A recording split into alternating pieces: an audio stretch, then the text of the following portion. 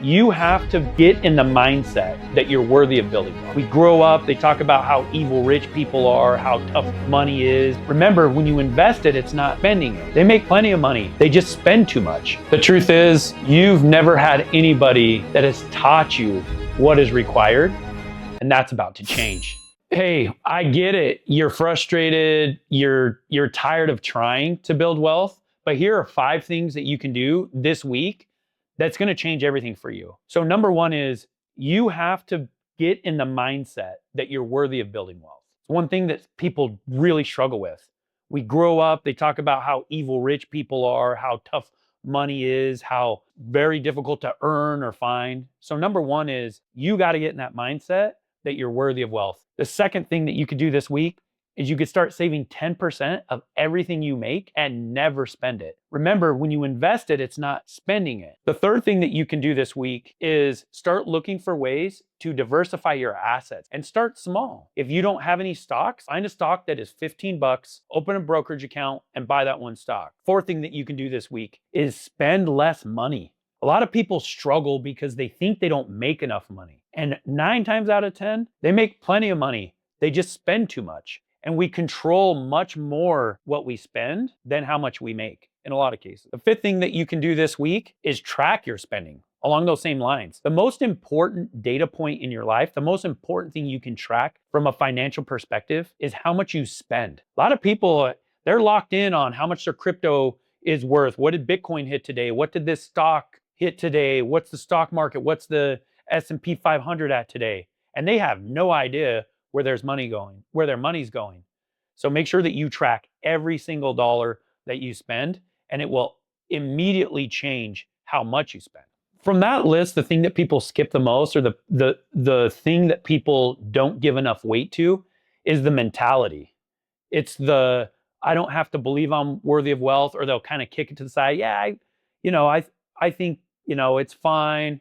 But you really have to get in there and start noticing, what are your knee-jerk reactions? Like, for example, if you take your kids to the store and they ask you to buy them something, what's your response? Because I never tell my kids I can't afford something. Sometimes it would be nice to be able to say that, but even if you can't, you have to change that mentality to, I don't want to afford it. I don't, or whatever the response is. That mentality, because it's a little bit wishy-washy. It's kind of like, it's not real. I can't see it. I can't hold it. Like if I'm saving 10%, I can transfer that into a savings account and ignore it, right? But it's there. With the mentality, it's really tough to wrap your head around, so to speak. And so you have to actually believe that it's important before you start to make that switch. But once you do, then you start noticing opportunity everywhere. My dad always used to tell me that money doesn't grow on trees. And I believed him. That was pounded into my head. Money doesn't grow on trees. Money's difficult to get. Money is scarce. It's rare. You'll never be wealthy. And then I grew up and I realized money does grow on trees, literally, right?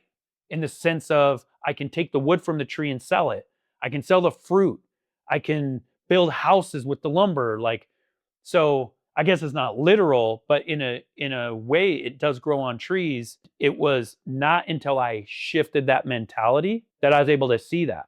So if you've seen all 4 of these episodes and you're sitting there thinking like, hey, this doesn't work, or maybe you're thinking this doesn't work for me, this is for you. And the reason why is because it's for everybody. I didn't make these laws up. I didn't develop the laws and the principles. They're eternal, I believe, like the law of gravity. No one invented the law of gravity. They just kind of put it into words and they put it into a system so that we don't just walk right off of a building. So if you're sitting there thinking this isn't for me, just know that you're on the wrong path. Part of it is good because you're realizing that it's difficult. I never said it was going to be easy. That's not part of it. None of the steps include, hey, this is the easy part. It's you kind of getting real with yourself and deciding, what do you want? Where do you want to be in 10 or 20 years? Do you want to be where you are now, or do you want to be somewhere else? So if you want to be somewhere else financially, recognize that you're going through a tough time, that it's a struggle. And then that exact struggle is what's going to separate you from all your friends or from other people that don't win with money. So deep down, after you're done watching these videos, if nothing else changes except for this one thing, I would call that a huge success. And that is you believing that in your future is significant wealth. That one thing is going to change everything. And it's not tomorrow. This is not a get rich quick scheme. There's no scheme involved. It takes time. But if after you're done with these courses, you're like, dang, wealth is possible for me. And not only is wealth possible, it's going to happen and I have some control over it. If that one thing changed for you during the course of watching this, that's a success and everything else is going to follow. Yeah, to be honest with you, I make a lot more money doing other things. For me, this is personal because I grew up in a household in this small farming community where wealth was looked down upon, And so for first 20 years of my life, I looked at people that had money and I thought that they were evil or they did something illegal or lied to get that money. And so for me, it's personal because I feel like maybe not the entire 20 years, but a big chunk of my life was kind of lost to wealth building because my mindset was wrong. I didn't have somebody telling me these exact same things. There's the mental piece, and then there's in addition to that, the laws.